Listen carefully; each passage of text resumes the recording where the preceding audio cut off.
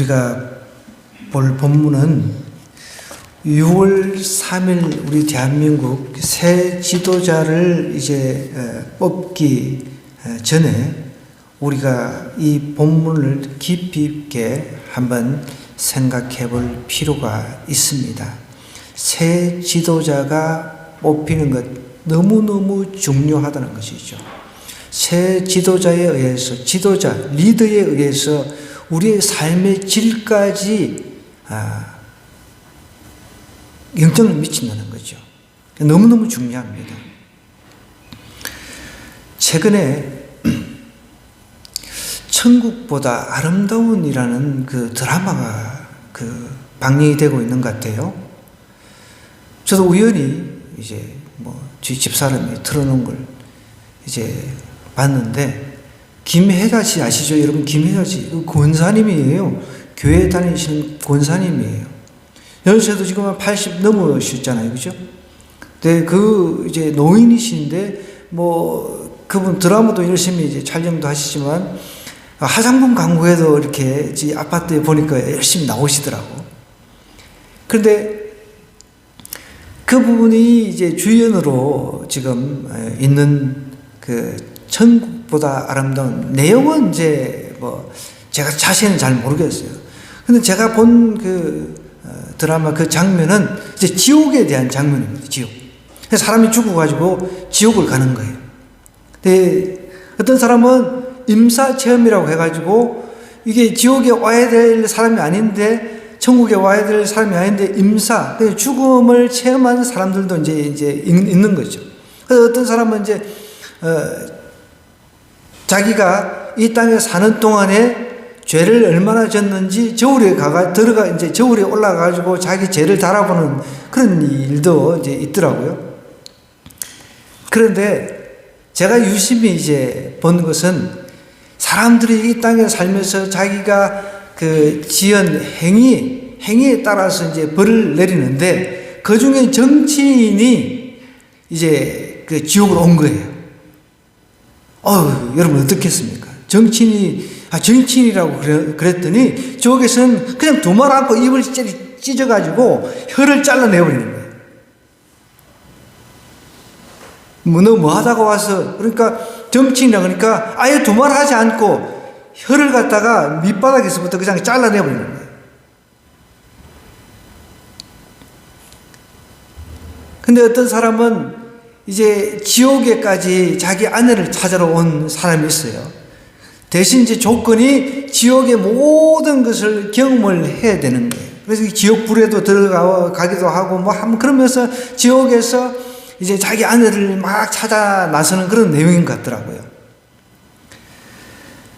어쨌든 저는 천국이라든지 지옥이라든지 이런 내용이 나오면 꼭 유심히 쳐다보는데 굉장히 인상 깊었습니다. 이 정치인을 갖다가 혀를 그냥 잘라버리는 거예요.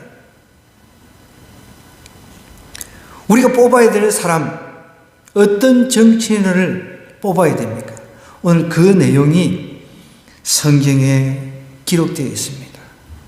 오늘 이 말씀을 가지고 잘 묵상을 하시고, 여러분 6월 3일 날 제대로 된 정치인을 뽑으시기 바랍니다. 나는 이미 정해졌어. 우리 동네 사람이야. 우리 고향 사람이야.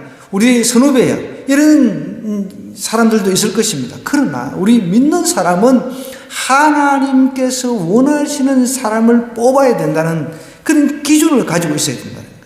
성경의 기준을 가지고 있어야 됩니다. 그럼 성경이 무엇을 말하는지, 어떤 지도자를 성경은 이야기를 하고 있는지, 훌륭한 지도자로, 정치인으로 이야기하고 있는지, 그 이야기를 오늘 좀 하고자 합니다. 그래서 우리가 정치인들 하면은 존경을 못 받잖아요. 한국에서. 다른 나라에서는 정치인들이 존경받는 그런 나라들도 있기는 합니다. 정치가 너무 이제 존경을 못 받다 보니까 이런 우스갯소리도 예전에 오갔습니다. 우리나라 정치가가 가져야 할 5감, 5개의 감이 있는데, 첫 번째, 치고 빠질 줄 아는 박진감. 두 번째는 말과 행동에서 나오는 이질감. 세 번째, 선거에서 졌을 때 아는 패배감. 네 번째, 선거에서 이기고 공약 까먹는 건망감. 다섯 번째, 지고 또 나오는 뻔뻔감. 그런 감이 있다는 우스갯소리가 있었어요. 오늘 보십시오. 요셉이라고 하는 탁월한 정치 리더가 이제 애굽 땅에서 이제 등장을 합니다. 요셉이 어떤 사람인가? 요셉은 여러분 철저하게 섬기는 지도자였다는 거예요. 그래서 우리 정치인을 6월 3일을 뽑을 때 백성들을 말로만 아니라 진짜로 섬기려고 하는 사람을 뽑아야 된다는 거예요. 말뿐만인 그런 사람이 아니라 섬길 줄 아는, 백성을 정말 받들어 섬길 줄 아는 그런 사람을 뽑아야 된다는 거예요. 보십시오. 46절부터 보면 요셉이 애국 왕 바로 앞에 설 때에 몇 세라 그랬습니까? 30세. 30대의 나이에 그가 바로 앞을 떠나 애굽 온 땅을 순찰했다 그랬습니다. 총리가 돼가지고 파티를 한 게 아니에요. 선거에 이겼다고 파티하고 그냥 이 사람들 불러 모아가지고 잔치 벌이고 그렇게 하지 않았다는 겁니다. 보십시오. 총리 30살에 총리가 돼가지고 바로 앞을 바로 떠나가지고 애굽 온 땅을 순찰했다는 겁니다. 한국의 정치 지도자들은 이기면 꽃다발 받고 축하받고 밤새도록 파티하고 그렇게 하잖아요. 요셉은 총리가 되어서 제일 먼저 한 것이 애굽 온 땅을 순찰했다는 겁니다. 저는 이 말씀 이렇게 묵상하다 보면 느헤미야도 생각이 납니다. 느헤미야도 훌륭한 정치 리더였습니다. 구약에 등장하는 느헤미야라고 하는 사람이 있는데 그때 포로 시대 때 사람이었습니다. 그 느헤미야도 마찬가지였습니다. 느헤미야도 이제 그 총독이 되었을 때 총독이 되어가지고 제일 먼저 한 일이 밤에 몰래 이제 순찰하는 것이었습니다. 요셉은 철저하게 이렇게 섬기는 지도자였다는 거죠. 요셉은 자기가 무엇 때문에 그 자리에 임명되었는가를 분명히 알고 있었다는 거예요. 진짜 지도자는 이렇게 철저하게 섬기는 지도자여야 한다는 것입니다. 요셉은 자기 직무에 충실히 했습니다. 지도자가 타락하는 것은 특권만을 누리려고 하기 때문에 타락을 하거든요. 하나님은 특권을 누리려 하기보다는 의무에 성실한 사람, 그런 사람을 쓰신다는 거예요. 그러니까 모든 리더에 적용이 됩니다. 교회에서는 목회자부터 시작해서 권사님들, 집사님들, 모든 리더자들에게 다 적용이 돼야 되고, 가정에서는 가장에게 적용이 돼야 되고, 다 적용이 돼야 된다는 거죠. 직장에서는 또 직장의 사장이 있잖아요. 또 학교에서는 교사, 모든 사람들에게 동일하게 적용이 돼야 된다는 거예요. 하나님은 의무에 성실한 사람을 쓰신다는 사실을 우리가 꼭 기억해야 됩니다. 지도자들이 자신의 직무를 망각하고 자신의 위치를 이용해서 특권을 누린다. 그러면은 그 특권을 통해서 사리사욕이나 이기적 욕망을 채우려 할 때 타락이 시작된다. 저는 우리 한국 지도자들을 보면은, 물론 여러분 지도자가 돼가지고 재산이 월급이 자꾸만 올라가니까 늘어나는 거는 말을 우리가 할 필요는 없습니다. 그러나 정치 지도자가 돼가지고 순식간에 재산이 그렇게 몇 배로 올라가고, 이거는 좀 문제가 있지 않습니까? 이제 6월 3일이면 대통령을 뽑아야 되는데, 여러분, 우리는 기준이 있다는 것이죠. 요셉은 철저하게 섬기려고 하는 섬김의 리더십을 가지고 있었던 사람입니다. 백성들을 섬기려고, 통치를 하기 위해서 정국을 다 순례하면서 어떻게 하면 내가 이 나라를 하나님의 뜻 안에서 잘 다스려 나갈까, 그 생각을 하고 순찰을 했다는 것이죠. 요셉은 그래서 철저하게 섬기는 지도자였다는 사실을 꼭 기억하고요. 또 우리 이제 쭉 성경을 또 보면은 요셉이 어떤 지도자였는지 잘 나와 있습니다. 요셉은 미래지향적인 사람이었습니다. 지도자였다는 거죠. 또 성경을 한번 보겠습니다. 7회 47절에 보면 7회 풍년에 토지 소출이 심히 많았다 그랬거든요. 이미 요셉은 하나님께로부터 애굽 전 지역을 통틀어서 7년 동안 풍년이 있고 또 7년 동안 환란이 있다는 것을 이미 알았습니다. 그래서 7년 동안 풍년의 때에 곡식을 갖다가 차곡차곡 미래를 흉년을 위해서 준비를 했다는 것이죠. 어려울 때를 위해서 준비를 해야 된다는 것이죠. 그러니까 미래지향적인 지도자였던, 미래를 준비할 줄 아는 그런 지도자였다는 것입니다. 보십시오. 7년 7회 풍년에 토지 소출이 심히 많은지라 요셉이 애굽 땅에 있는 그 7년 곡물을 거두어 각 성에 저장하되 각 성읍 주위의 밭에 곡물을 그 성읍 중에 쌓아두매 그랬습니다. 쌓아둔 곡식이 어떻게 됐다고요? 바다 모래같이 심히 많아 세기를 거쳤으니 그 수가 한이 없음이었더라 그랬습니다. 7년 동안 여러분 계속 풍년이 들었으니까 얼마나 그 풍작의 그 곡물을 많이 거두어 들었겠습니까? 근데 그것을 이제 차곡차곡 앞으로 7년 극심한 흉년이 있을 거니까 그것을 위해서 각 지역마다 창고를 지어가지고 그때 뭐 우리 지금 시대처럼 뭐 냉장고가 있었겠습니까? 그런데도 차곡차곡 곡물을 갖다가 잘 저장을 했다는 것이죠.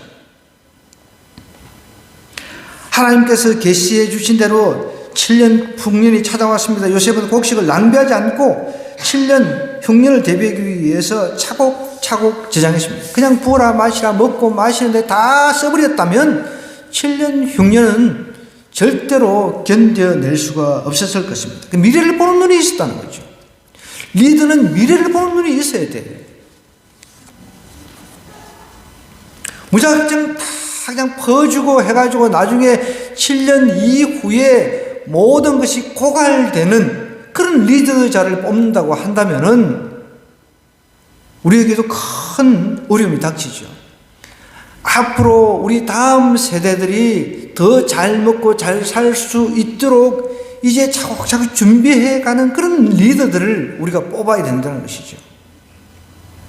지금 당장 나한테 예를 들어서 이제 대통령이 되면 돈 100만 원씩 한 집에 100만 원씩 나눠줄게. 그러면 아이고, 너무 좋다. 난 저 사람 찍어야지. 그런 생각하시면 안 돼요, 여러분.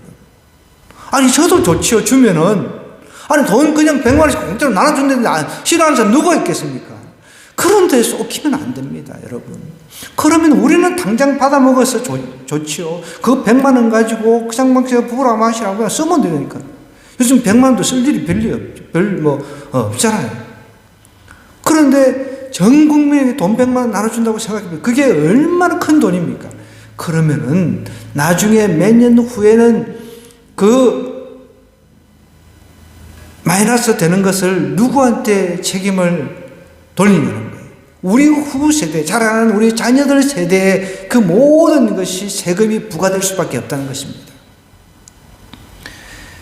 요셉은 7년 동안 거두들인 그 풍작을 결코 낭비하지 않았습니다. 앞으로 7년 동안 이제 흉년이 닥칠 것이니까 차곡차곡 아주 알차게 준비를 했다는 거죠. 미래지향적인 리더들을 우리가 뽑아야 돼요.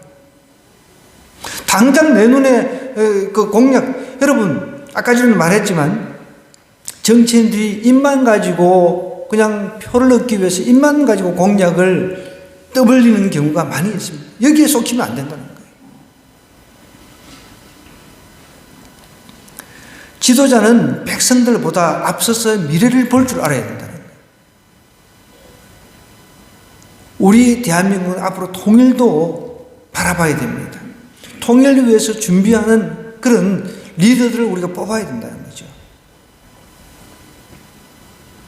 세계 정세를 읽을 줄 알고 주변 국가와 어떤 관계를 맺어야 하며 국가 경쟁력을 어떻게 키워나가야 할지 아는 그런 정치 리더를 뽑아야 된다는 겁니다. 요셉이 그런 사람이었습니다.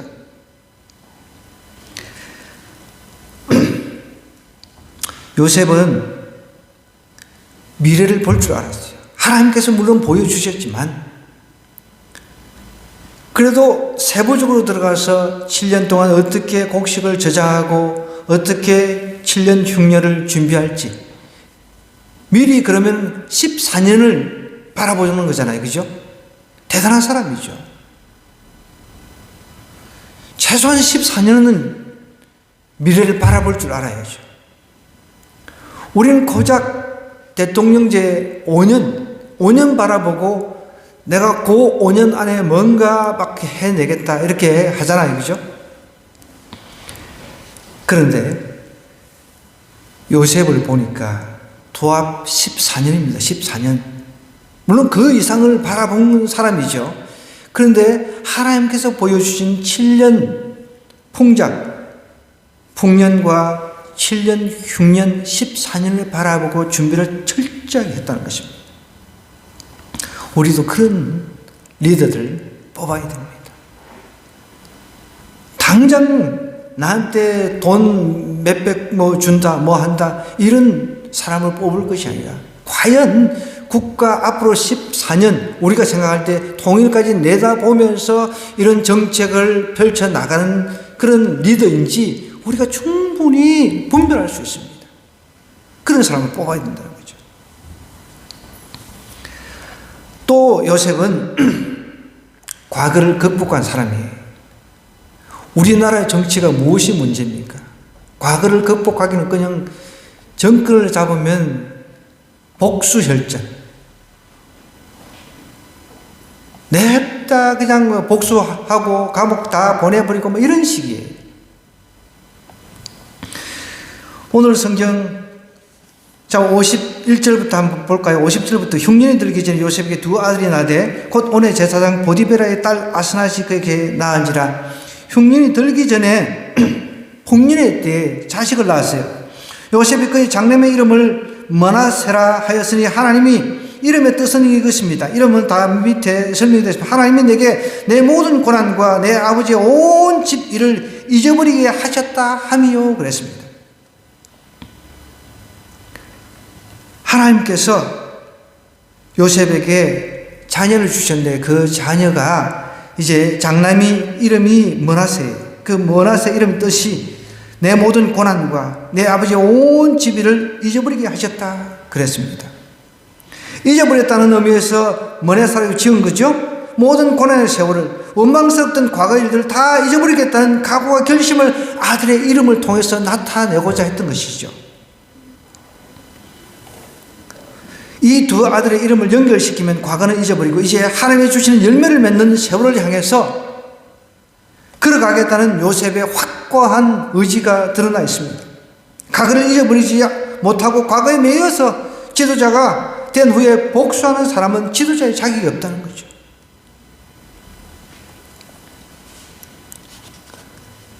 그래서 우리 한국적인 상황에서는 대통령이 되려고 하는 사람은 딱 못 받고 내가 만약에 복수를 한다 그러면 나를 내치시오. 그렇게 뭔가 확실하게 약속을 하고 이제 출마를 하면 좋겠다 그런 생각을 저는 합니다. 앞으로 그 해결해 나가야 될 문제만 해도 엄청나게 산재해 있잖아요. 그런데 과거 그거 맨날 과거 타령하면서 과거 문제 막 그 해결해 나가려고 복수하려고 그랬다가는 미래는 나갈 수가 없잖아요. 여러분 아시다시피 요셉이 따지고 보면 얼마나 한이 많이 맺혔어요. 누구요? 보디발 아내한테 또 그것을 갖다가 묵인한 보디발 경호실장부터 정말 그 열받은 사람이라면은 딱 총리되자마자 바로 불러가지고 바로 해고시키고 감옥 집어넣어버리고 보디발이 안에 그냥 그 하옥시켜버리고 감옥 집어넣어버리고 뭐 사형도 시킬 수 있는 능력이 있습니다. 성경에는 그런 말이 전혀 없습니다.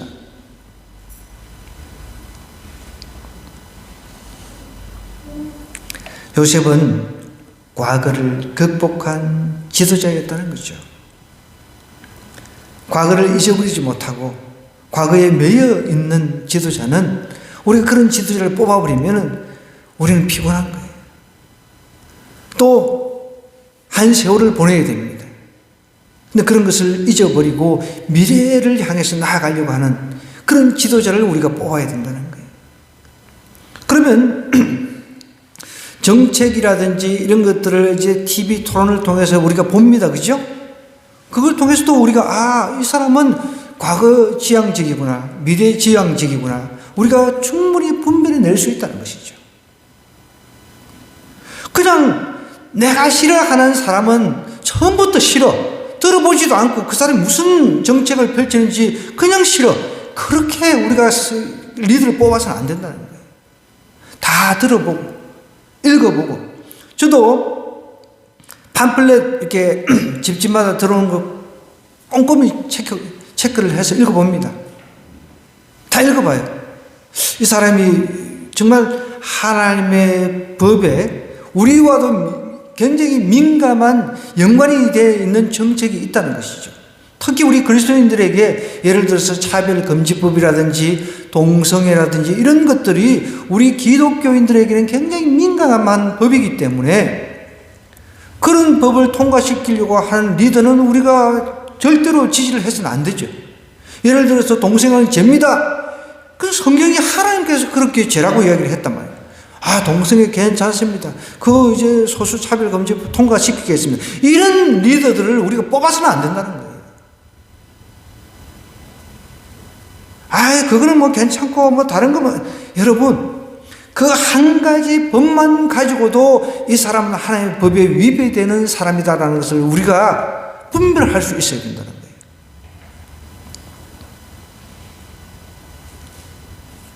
차남의 이름을 볼까요? 차남의 이름 52절에 에버라임이라 하였으니 이 또 차남의 이름 뜻이 나와 있습니다. 하나님이 나를 내가 수고한 땅에서 번성하게 하셨다 함이었더라. 하나님께서 자기가 수고한 땅에서 이제 번성하게 해주셨으니까 하나님의 은혜가 너무 크니까 과거지사 이야기할 필요가 없는 거예요. 여러분, 하나님의 은혜가 너무 큰 사람은 과거에 상처받은 그거 가지고 꽁해가지고 그 상처 때문에 정말 그 사람을 갖다가 미워하고 이를 갈고 그러지 않는다는 거죠. 하나님의 은혜를 요셉은 크게 받았습니다.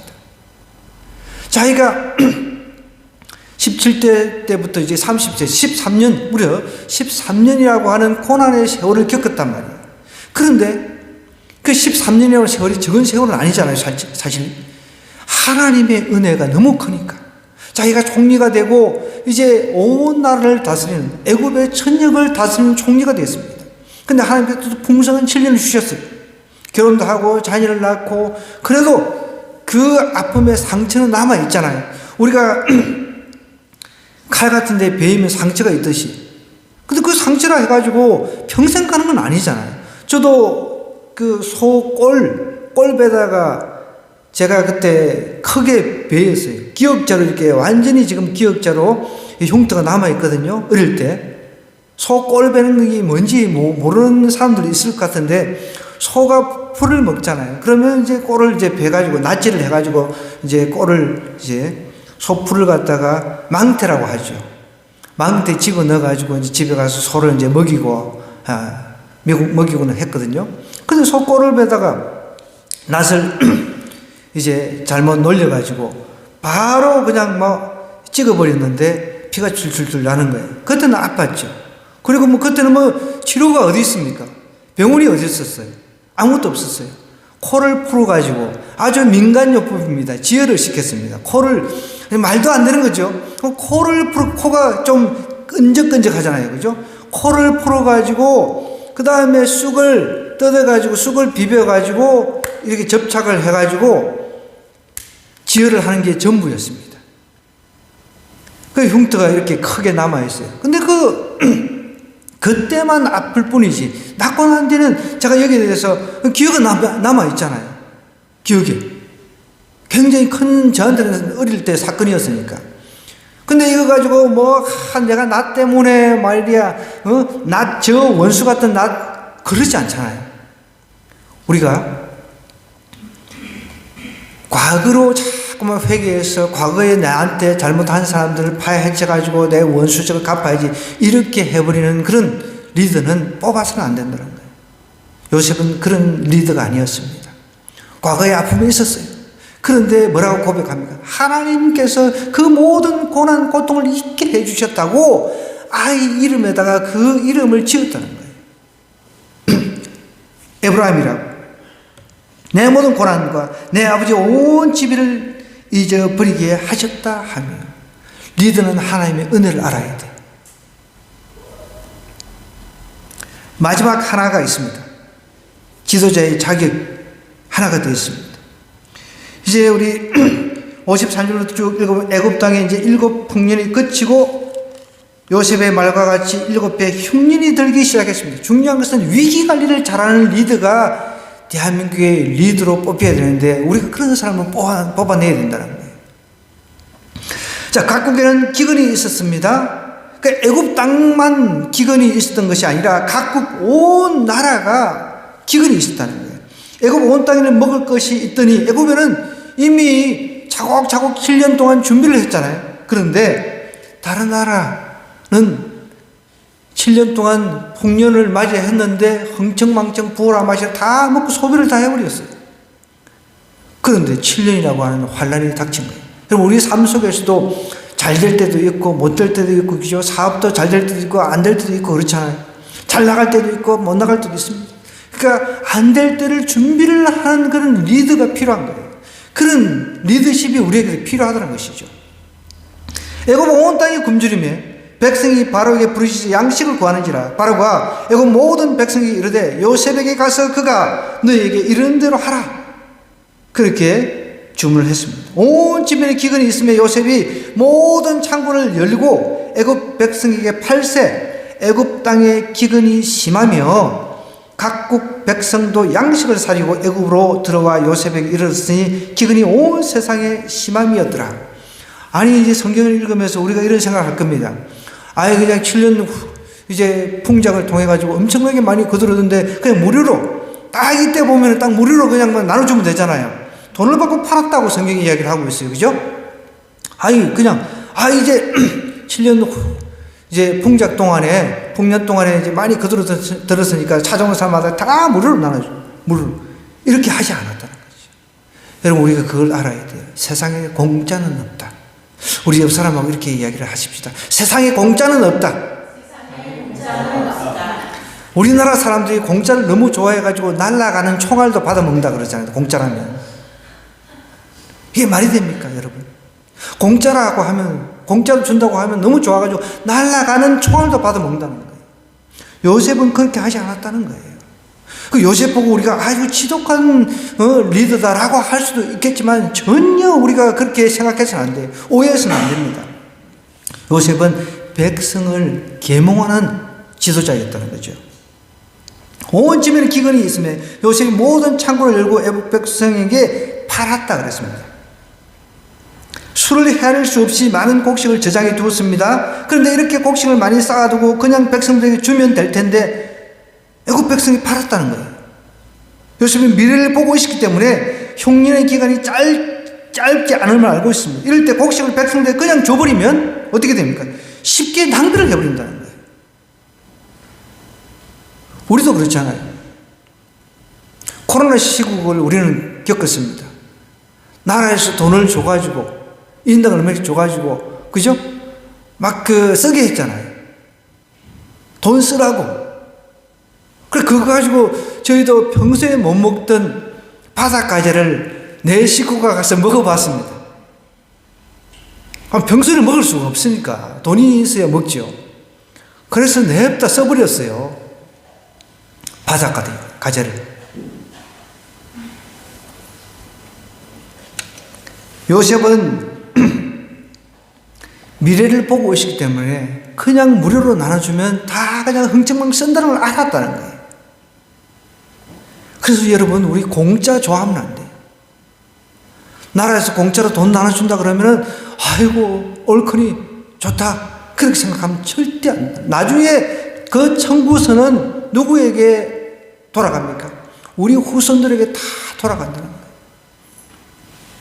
우리나라의 그 빚도 지금 어마어마하다는 것을 저는 알고 있어요.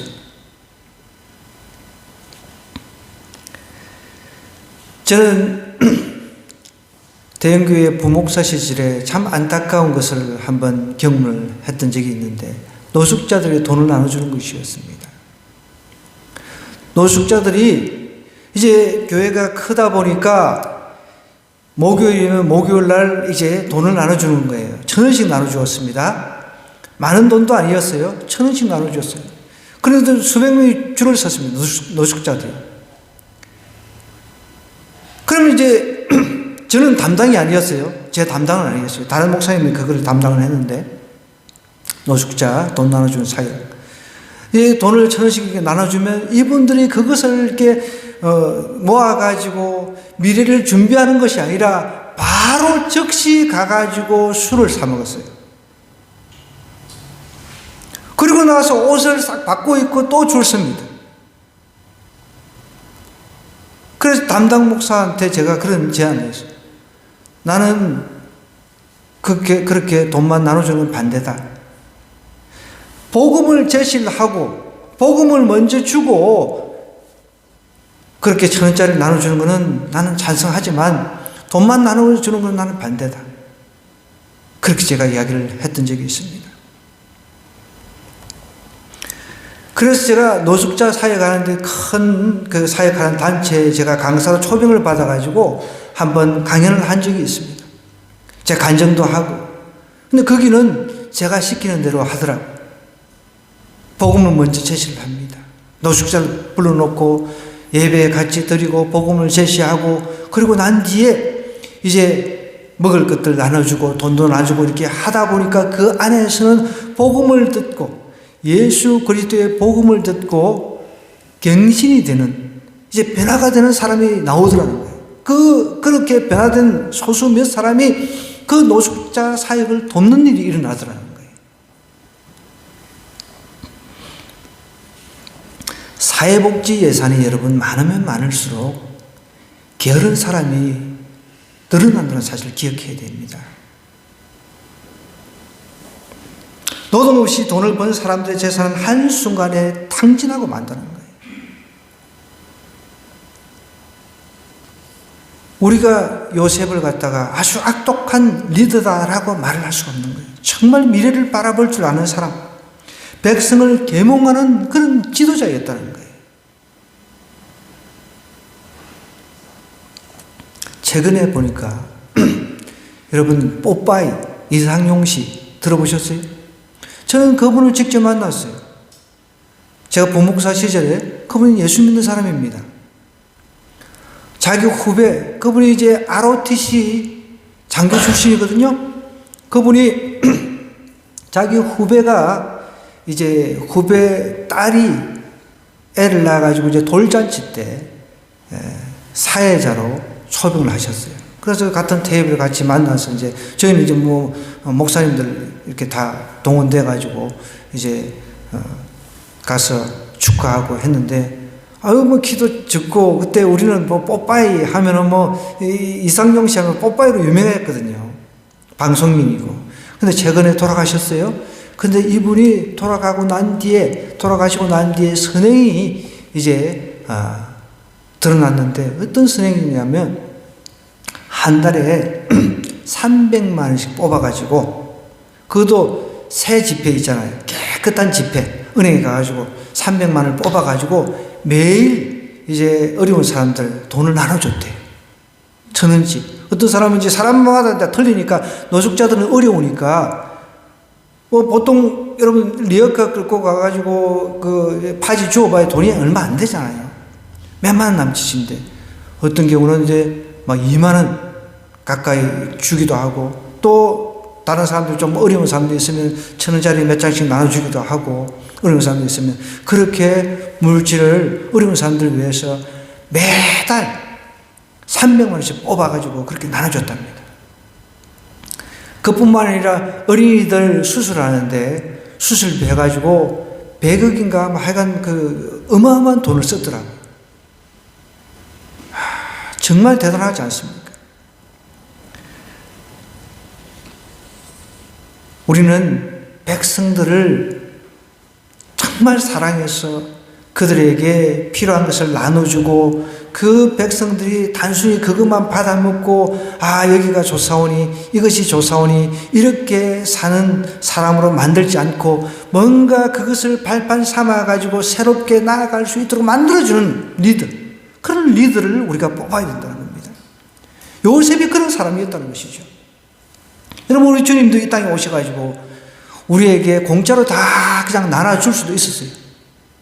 아니, 따라다니는 삶마다 그냥 여러분, 떡 만들어주지.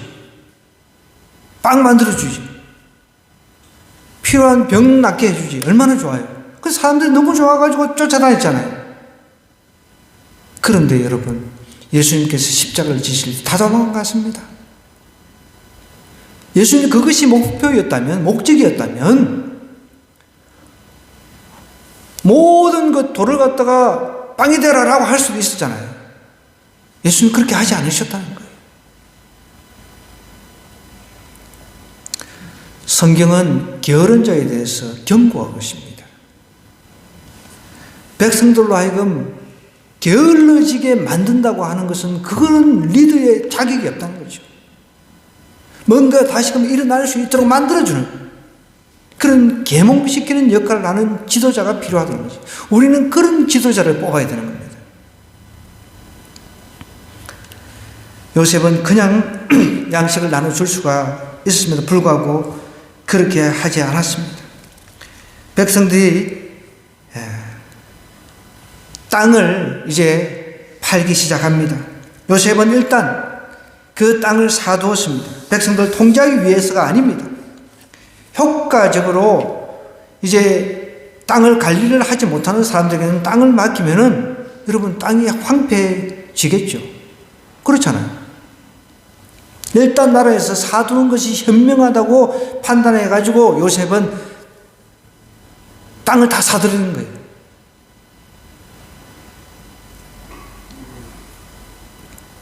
굉장히 현명한 거죠. 저도 처음에 성경 읽을 때, 요셉이 땅을 다 그냥 접수를 다 해버려. 이게 이상하다. 너무 심하지 않는가? 이런 생각도 제가 처음에 성경을 읽을 때는 그런 생각을 했습니다. 근데 요셉을 이제 연구를 하면서 아니라는 겁니다. 그렇잖아요. 제가 농사 잘 못 짓는다고 그랬잖아요. 저한테 땅을 갖다 맡기면 내가 다 팔아먹어버리지. 그거 가만히 놔두겠습니까? 돈 된다 싶으니까 그냥 다 팔아버리지. 그런데 농사를 잘 짓는 사람은 그 땅을 팔지 않고 그 안에서 계속 죽을 때까지 자녀 세대까지 그 땅을 가지고 먹고 살 수 있는 것이 거기 다 나오게 할 수 있잖아요. 그럼 저는 농사를 못 지으니까 이거 뭐해? 땅 다 팔아버리죠. 아무한테나 맡기지 않았다는 거예요. 그 땅을 일단 흉년의 때 땅을 다 사들입니다. 다 사들여가지고 그것을 이제 나중에 이제 씨를 줘가지고 경작을 하게 합니다. 그래서 먹고 살 수 있도록 만들어줬다는 거죠. 백성들로 하여금 먹고 살 수 있도록 만들어줬다는 거죠. 여러분, 요셉은 하나님께로부터 이런 지혜를 받은 사람입니다.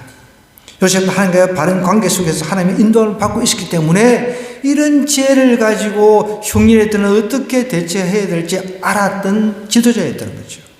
우리는 이런 지도자를 뽑아야 돼요.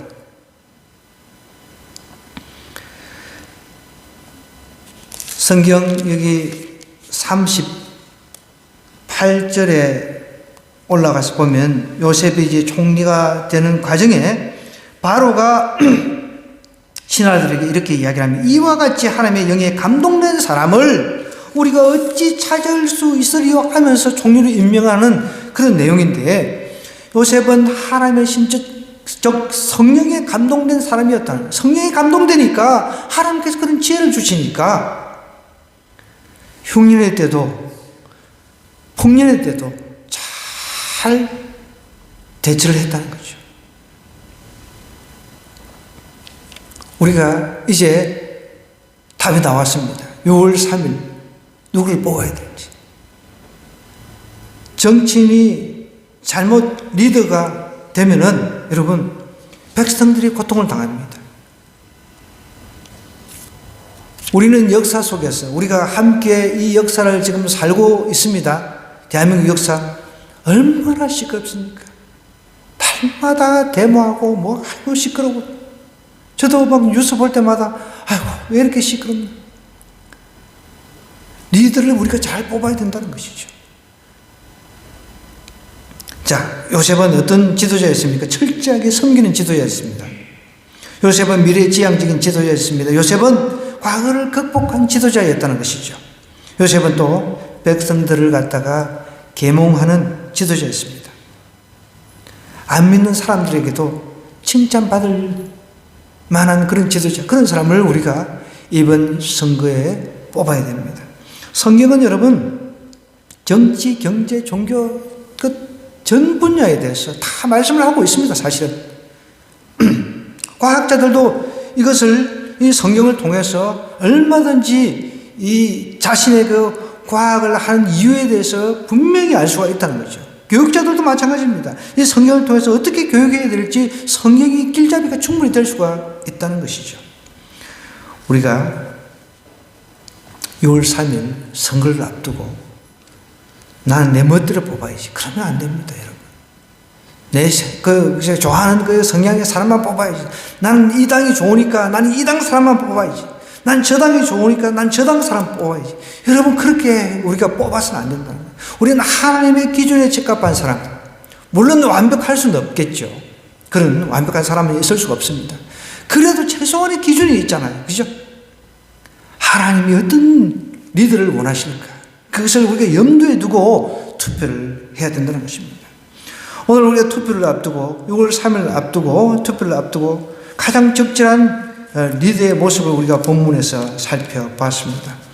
이런 리더를 우리가 뽑기 위해서 하나님 앞에 지혜를 달라고 또 기도해야 됩니다. 이런 리더가 뽑혀지도록 또 이런 리더를 보내달라고 우리가 기도해야 됩니다. 가장 리더 중에 리더는 우리 주 예수님이시죠. 정말 섬기러 오셨잖아요. 이게 말이 됩니까? 여러분, 하나님이 인간을 섬긴다는 게 말이 됩니까? 그리고 필요한 것들 예수님은 우리에게 다 채워주셨어요. 먹을 거, 입을 거, 우리가 다 하신다는 거, 우리가 필요한 것 하나님 다 하신다는 거.